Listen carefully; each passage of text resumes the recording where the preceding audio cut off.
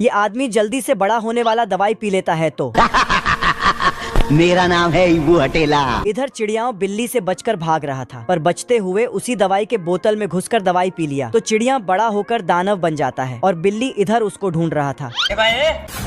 तभी पीछे से तो बिल्ली बेकार है भैया, मैं तो टूट गया।